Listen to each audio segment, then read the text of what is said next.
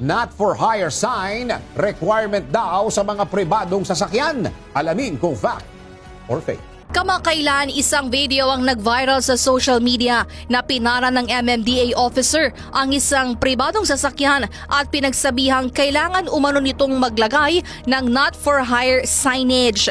Makikita rin sa video kahit malino na private vehicle ang sasakyan, pinagpilitan pa rin ng enforcer na lumabag ito sa patakaran at pinagbandaan ng posibleng violation. Dahil dito, umani ng samot-saring reaksyon mula sa netizens ang nasabing video. Marami tuloy ang nagtaka at napatanong, totoo bang kailangan ng not for hire signage ang mga private car? Alamin natin dito sa Fact or Fake.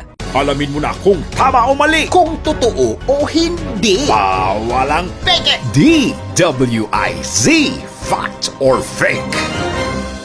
Matapos mag-viral ang video, nagpaliwanag sa isang press conference si MMDA Chairman Don Artes para ipaliwanag ang panguhuli ng kanilang enforcer. Sa press con, humingi ng paumanhin si Artes sa insidente. Ayon sa kanya, maling impormasyon ang naibigay ng kanilang enforcer at hindi required ang paglalagay ng not for hire signage sa mga private vehicle. Pakinggan natin si MMDA Chairman Don Artes. We will admit, mali po yung aming enforcer. Dahil as early as 2024, meron na po akong issuance na nagsasabi na yung administrative violation, particularly sa kolorum, ay hindi po lahat authorized manghuli. Paglilinaw pa ni Chairman Artes, hindi not for hire ang violation, kundi kolorum. Maituturing na kolorum ang isang sasakyan kapag ito'y nirentahan para ipang-deliver pero nakarehistrong private vehicle. Muli nating pakinggan si MMDA Chairman Artes. Meron po tayong Republic Act 4136. Ano po ang nakalagay dyan sa Section 7 po ng batas?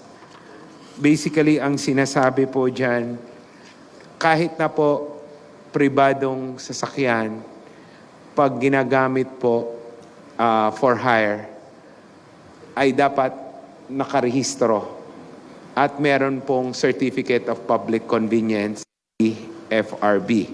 So, ayan po yung provision ng batas. Pinipenalize po yung private automobiles na ipinaarkila. Kaya ang trending claim na kailangan ng not for hire sign sa mga private vehicle ay fake. Para sa Fact or Fake, Main Barreto, nagbabalita ng tama, naglilingkod ng tama. Huwag magpapaloko. Huwag magpapagancho. Huwag magpapaskam. Bawal. Bawal ang peke. DWIZ. Fact or Fake.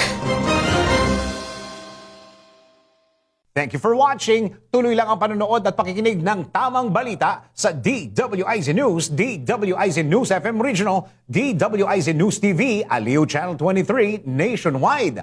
Mag-follow, like, subscribe at i-share ang aming mga social media accounts.